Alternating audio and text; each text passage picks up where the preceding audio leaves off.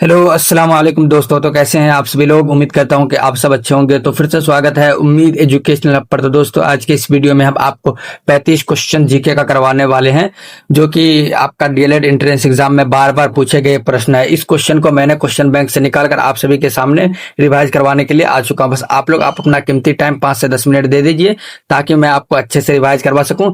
बार बार यही क्वेश्चन पूछे जाते हैं दोस्तों। आपको पता है 1 महीने तक एग्जाम चलता है और क्लास 9th और क्लास 10th से क्वेश्चन बनता है डीएलएड एंट्रेंस में। तो कितना क्वेश्चन वो भी बनाएंगे, इसी क्वेश्चन को बार बार रिपीटेड कर देते हैं। तो दोस्तों चलिए इस क्वेश्चन को हम करते हैं। इस क्वेश्चन को बहुत मेहनत से हम निकाले हैं और आप सभी को रिवाइज करवाने के लिए आ गए हैं। तो चलिए चलते हैं, देखते हैं क्वेश्चन। तो चलिए दोस्तों क्वेश्चन नंबर अब 1 को देखते हैं। क्वेश्चन नंबर 1 में है राष्ट्र संघ किस संधि द्वारा बना गया था। ए लौजौन की संधि, बी गेंट की संधि, सी वर्साय की संधि और डी में है पेरिस की संधि। तो राष्ट्र संघ जो है वो वर्साय की संधि के द्वारा बना गया था। एक का राइट आंसर हो जाएगा सी। चलिए 2 नंबर क्वेश्चन को देखते हैं। 2 नंबर क्वेश्चन में है अल्लूरी सीताराम राजू कौन थे। अल्लूरी सीताराम राजू कौन थे। ए में आंध्र का आदिवासी नेता है, बी है वन अधिकारी, सी है संत और डी उग्रवादी। अल्लूरी सीताराम जो थे वो आंध्र के आदिवासी नेता थे दोस्तों। बहुत ही चलिए दोस्तों क्वेश्चन नंबर 3 को देखते हैं। क्वेश्चन नंबर 3 में है भोपाल त्रासदी में किस गैस का रिसाव हुआ था।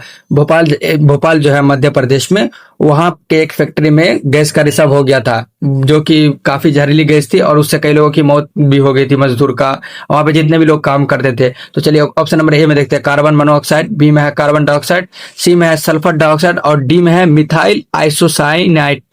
तो 3 का राइट आंसर हो जाएगा डी, मिथाइल आइसोसाइनाइड।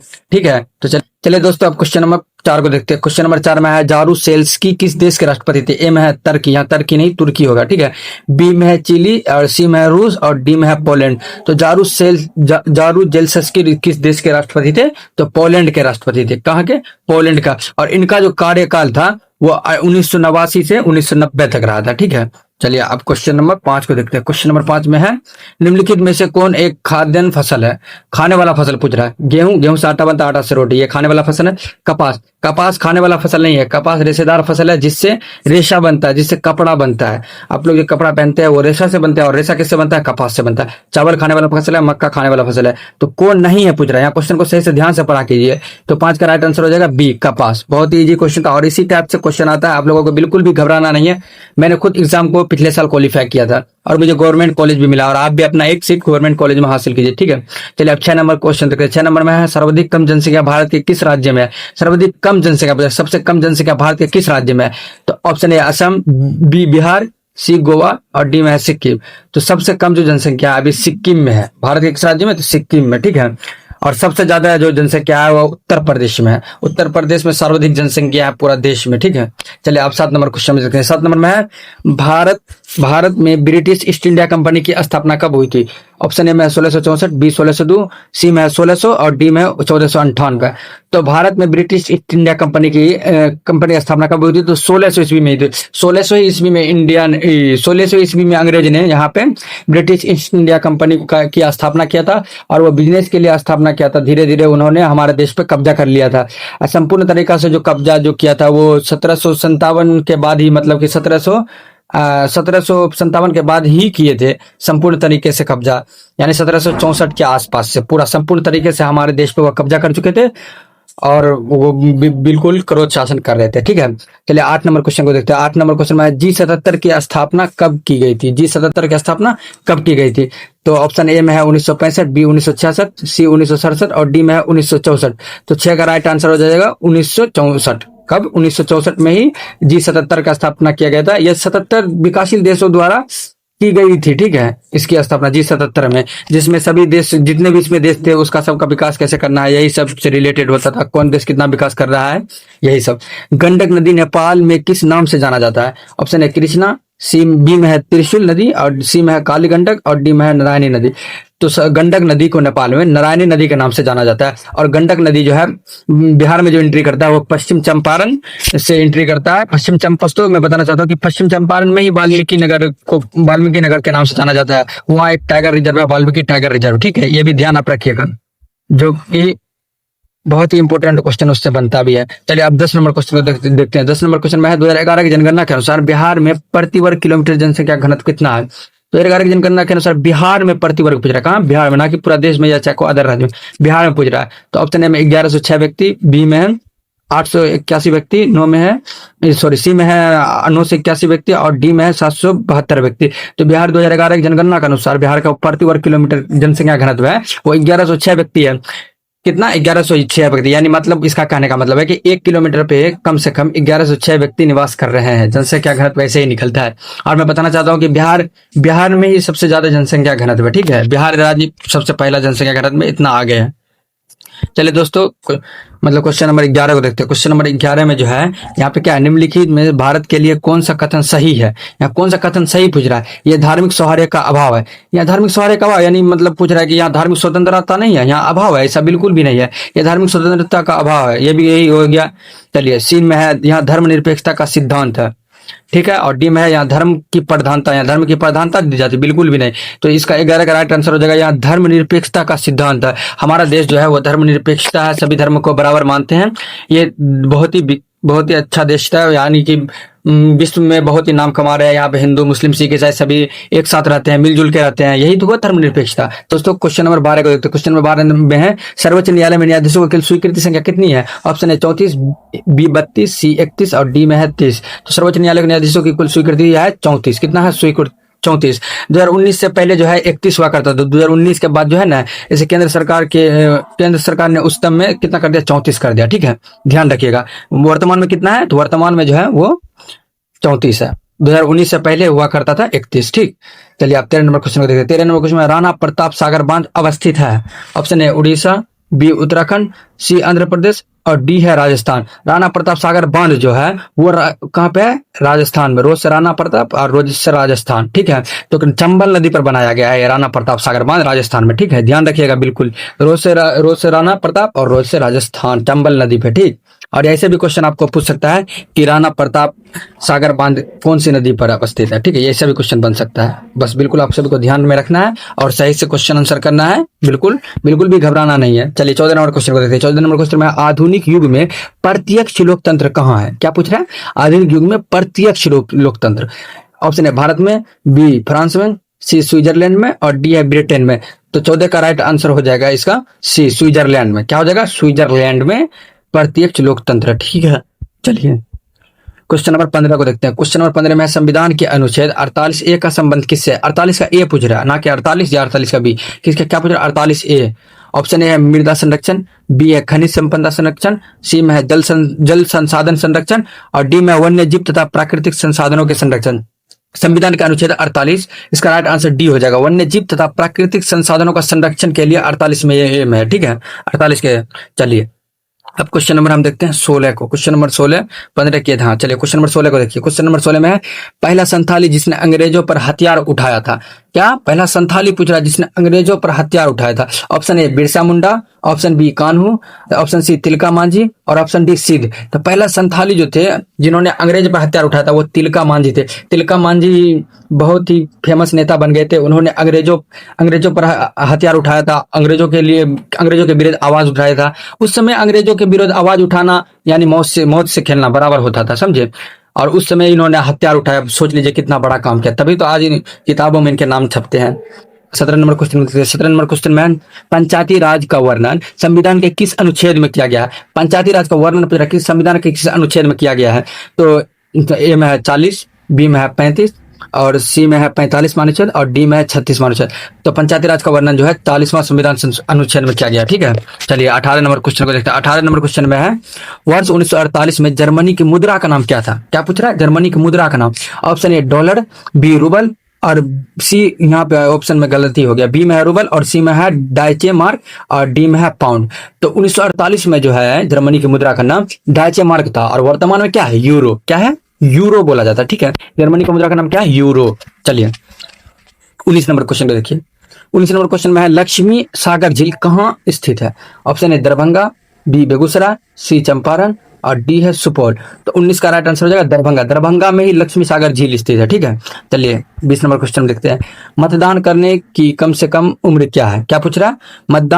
मतदान करने की कम से कम उम्र क्या है पूछ रहा है। तो 15 वर्ष नहीं, 16 वर्ष नहीं, 17 वर्ष नहीं, 18 वर्ष। हाँ 18 वर्ष में आप मतदान कर सकते हैं, वोटिंग कर सकते हैं, ठीक है, वोट दे सकते हैं। कितने वर्ष में? 18 वर्ष में। पहले 21 वर्ष में हुआ करता था, तब 61वें संविधान संशोधन 1988 के तहत जो है वो 18 वर्ष कर दिया गया। ठीक है दोस्तों, चलिए रोलेट एक्ट किस वर्ष पारित किया गया था? रोलेट एक्ट किस वर्ष पारित किया गया था? Option A 1920, option B 1918, option C 1917, option D 1919। तो रोलेट एक्ट जो है 1919 वर्ष में पारित किया गया था। और ये जो रोलेट एक्ट को जो है कि रोलेट एक्ट क्या हुआ, चलिए आपको थोड़ा सा बता देते हैं। रोलेट एक्ट जो होता था ये अंग्रेजों द्वारा बनाया गया था, जिसमें जो है किसी भी भारतीय पर थोड़ा सा भी शक हो कि ये हमारे साथ गलत कर रहा है, कि मतलब कि आवाज उठा रहा है, चाहे कुछ भी हो रहा है, तो बिना दलील, बिना वकील के और बिना केस करके वो उसको जेल में बंद कर दिया जाता था। इसी को रोलेट एक्ट कहा जाता था। इसको काला कानून भी कहा गया। ठीक है, इसके विरोध ही सभी ने मिलकर जो है जलियांवाला बाग में इकट्ठा हुआ था, और वहीं पे 13 अप्रैल 1919 को यह घटना हुआ था। इसी के विरुद्ध आवाज उठाने के लिए और अंग्रेज जो है, जितने अंग्रेज शासक, वो सभी को बुलाए थे जलियांवाला बाग में, और बोले थे इस पे कुछ आवाज ही करेंगे। सबको इकट्ठा करके वहां पे गोली, जनरल ओडायर ने आदेश दिया था कि गोली मार दीजिए, सबको गोली मार दिया था। ठीक है, और ये कहानी आप बहुत इंटरेस्टिंग है, पढ़ने में मजा आता है, आप लोग पढ़ सकते सर्च करके, आप लोग को वैसे पता होगा। जैसे 1920 में, जब 1920 में क्या हुआ था, वो सहयोग आंदोलन हुआ था। 1917 में चंपारण आंदोलन हुआ था। ये दोनों के नेता कौन थे? तो महात्मा गांधी जी थे, बापू जी थे। चलिए 22 नंबर क्वेश्चन में देखते हैं। 22 नंबर क्वेश्चन में निम्नलिखित में से कौन सा कथन सही नहीं है? कौन सा सही नहीं पूछ रहा? ठीक है, चलिए भारत विश्व में सब्जियों का दूसरा सबसे बड़ा उत्पादक है। ठीक है, चलिए बी में है भारत विश्व में सब्जियों का सबसे बड़ा उत्पादक है। सी में है फलों, सब्जियों और मामलों के उत्पादन में बागवानी कहते हैं। फलों, सब्जियों और मसालों के उत्पादन को बागवानी कहते हैं? बिल्कुल भी नहीं। उत्तर प्रदेश भारत में गेहूं का सबसे बड़ा उत्पादक है? नहीं। तो इसका राइट आंसर हो जाएगा भारत विश्व में सब्जी का दूसरा सबसे बड़ा उत्पादक है। ठीक है, ये तीनों जो है गलत है, तीनों जो गलत है ये सही है। विश्व में सब्जियों का दूसरा सबसे बड़ा उत्पादक है, और ब्राजील जो है पहला स्थान पर आता है, और दूसरा भारत का नाम आता है सब्जी उत्पादन करने में। चलिए पहले 23 नंबर क्वेश्चन को देखते हैं। 23 नंबर क्वेश्चन में भारत में स्थलीय सीमा कितने देशों को छूती है? तो कितने देशों को छूती है भारतीय स्थलीय सीमा? तो 7 देशों से स्थलीय सीमा साझा करती है भारत, जिसमें अफगानिस्तान, पाकिस्तान, नेपाल, म्यांमार यही सब आता है, और बांग्लादेश। चलिए टोटल 7 को ध्यान रखिएगा, यहाँ स्थलीय पूछ रहा था कि और कुछ। ठीक है, ध्यान रखिएगा। 24 में है, 24 में विश्व की कितने प्रतिशत जनसंख्या भारत में रहती है? पूरे विश्व में कितने प्रतिशत जनसंख्या जो है वो भारत में रहती है, पूछ रही है। कितना? तो 17.5%, 16%, 20%, तो 19%। तो अभी जो है पूरा विश्व में जो है जनसंख्या भारत में जो है 17.5% भारत में बसती है। वो भी 2011 की जनगणना के अनुसार देखा जा रहा है। ठीक है, अभी तो 11 के ये जब जनगणना होगी तो ये लग रहा है पहला स्थान पर आ जाएगा सबसे ज्यादा जनसंख्या में। देखिए भारत का क्षेत्रफल जो है टोटल पूरा विश्व में अगर पूछेगा तो 2.42 होगा। कितना? 2.42%। ठीक है, इतना ही क्षेत्रफल है, लेकिन जनसंख्या देखिए कितना हो गया है। ठीक है, चलिए 25 नंबर क्वेश्चन को देखते हैं। 25 नंबर में है कि भारतीय संविधान में नीति निर्देशक तत्व किस देश से लिया गया है? किस देश से नीति निर्देशक तत्व लिया गया है? ठीक है, ऑप्शन है दक्षिण Africa, B Ireland, C America, और डी है रूस। तो आयरलैंड से ही नीति निर्देशक तत्व भारत के लिए लिया गया, भारत के संविधान के लिए। ठीक है, चलिए 26 नंबर क्वेश्चन देखते हैं। सासाराम नगर का विकास किस काल में हुआ था? विकास पूछ रहा है। ठीक है, ना कि सासाराम तो बहुत ही पुरातात्विक वहाँ स्थल भी है, वहाँ बहुत ही प्राचीन समय से ही उसका संबंध है। ठीक है, सासाराम का। लेकिन आपको क्या पूछ रहा है, विकास किस काल में हुआ था? तो ऑप्शन ए में है मध्य युग, बी में है वर्तमान युग, यहाँ पे फिर ऑप्शन में गलती हो गया, यहाँ सी में है प्राचीन युग, और डी में इनमें से कोई नहीं। तो मध्य युग से जो है ना विकास के काल में हुआ था। ठीक, चलिए 27 नंबर क्वेश्चन को देखिए। अमेरिका स्वतंत्रता संग्राम में अंग्रेजों के सेनापति कौन था? अंग्रेजों का सेनापति अमेरिका स्वतंत्रता संग्राम में पूछ रहा है। तो संग्राम में कर्नावालिस था। क्या था? कर्नावालिस। क्या था? कर्नावालिस। और स्वतंत्रता संग्राम में कर्नावालिस था। उससे पहले जो है ना वाशिंगटन था। सिर्फ जब स्वतंत्रता संग्राम हो रहा था तो उस समय कर्नावालिस था। ठीक है, और वैसे अंग्रेज का सेनापति जो है वो वाशिंगटन था। ठीक, जो कि बाद में राष्ट्रपति बना था, अमेरिका का पहला राष्ट्रपति। चलिए 28 को देखते हैं। 28 में पृथ्वी की सतह का कितना हिस्सा पानी से ढका हुआ है? क्या पूछ रहा है? पृथ्वी का कितना हिस्सा जो है वो पानी से ढका हुआ है? तो पानी से ढका हुआ है। ए में देखते हैं 1/4, बी आधा, सी 3/4, और डी में 2/3। तो पृथ्वी का टोटल हिस्सा जो है 3/4 हिस्सा पानी से ढका हुआ है। कितना? पानी से। ठीक है, जिसमें महासागर के पानी से 97.5% खारा पानी है, जिस महासागर से घिरा हुआ है, और जो मीठा पानी है जिसको हम पीते हैं वो 2.5 है। इसीलिए पानी का सही इस्तेमाल कीजिए। ठीक है, 3/4 एरिया को घेरा हुआ है, 3/4 एरिया घेरा हुआ है, फिर भी बोला जाता है कि पानी घट जाएगा, पानी का अच्छा से इस्तेमाल कीजिए।